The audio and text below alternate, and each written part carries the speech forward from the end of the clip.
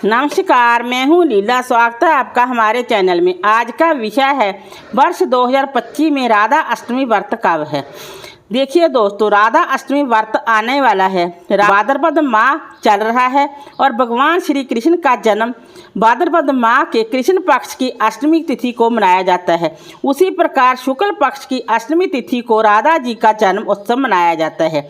यानी के भाद्रपद माह के शुक्ल पक्ष की अष्टमी को राधा अष्टमी और कृष्ण पक्ष की अष्टमी को भगवान श्री कृष्ण जी का जन्मोत्सव मनाया जाता है। राधा अष्टमी के दिन भी व्रत किया जाता है, ठीक उसी तरह जैसे कृष्ण पक्ष की अष्टमी को व्रत किया जाता है। राधा अष्टमी पर्व 2025 में 31 अगस्त 2025 दिन रविवार को मनाया जाएगा। अष्टमी तिथि की शुरुआत होगी 30 अगस्त की रात्रि 10:46 पर, जो 1 सितंबर की अर्धरात्रि 12:57 तक रहेगी। ऐसे में राधा अष्टमी व्रत 21 अगस्त 2025 दिन रविवार को मनाया जाएगा। राधा अष्टमी व्रत का शुभ मुहूर्त पंचांग के अनुसार राधा अष्टमी पर पूजन का मुहूर्त होगा सुबह 11:05 से लेकर दोपहर 1:38 तक रहेगा।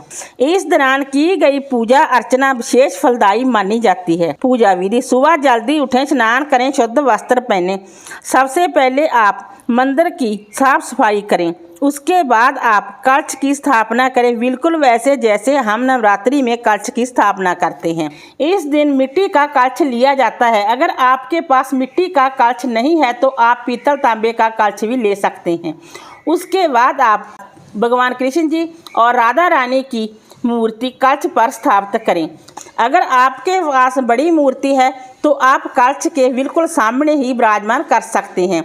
उसके बाद पूजन करें, जैसे जन्माष्टमी पर पूजन किया जाता है। अगर आपके पास राधा रानी का विग्रह है तो आप पंचामृत से स्नान कराएं।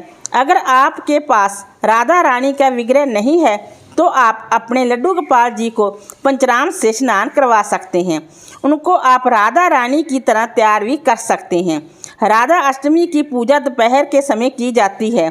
जैसे भगवान श्री कृष्ण जी का जन्म रात को 12 बजे के समय हुआ था, उसी तरह शास्त्रों के अनुसार राधा रानी का जन्म दोपहर के 12 बजे हुआ। राधा रानी को राधा अष्टमी के दिन सुबह सुबह स्नान कराया जाता है।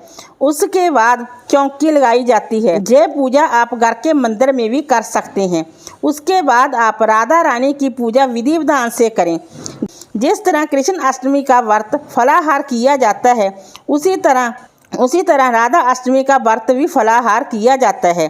जिस तरह जन्माष्टमी का व्रत किया जाता है, ठीक उसी तरह राधा अष्टमी का व्रत भी किया जाता है। शाम को चांद को अर्घ्य देकर व्रत खोला जाता है। शास्त्रों के अनुसार राधा अष्टमी की पूजा के बिना कृष्ण जन्माष्टमी का पूजन भी अधूरा माना जाता है, क्योंकि राधा कृष्ण एक ही हैं, इनमें कोई अंतर नहीं है। सुहागन महिलाएं घर की सुख समृद्धि और संतान प्राप्ति के लिए इस व्रत को करती हैं।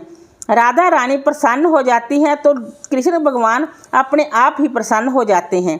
अगर आप राधा अष्टमी का व्रत नहीं भी कर पाते हैं तो अष्टमी की दोपहर में जब राधा रानी का पूजन किया जाता है, उस समय तक आप व्रत जरूर करें। वीडियो अच्छा लगा हो तो लाइक कीजिए, शेयर कीजिए, सब्सक्राइब कीजिए। Thanks for watching this video.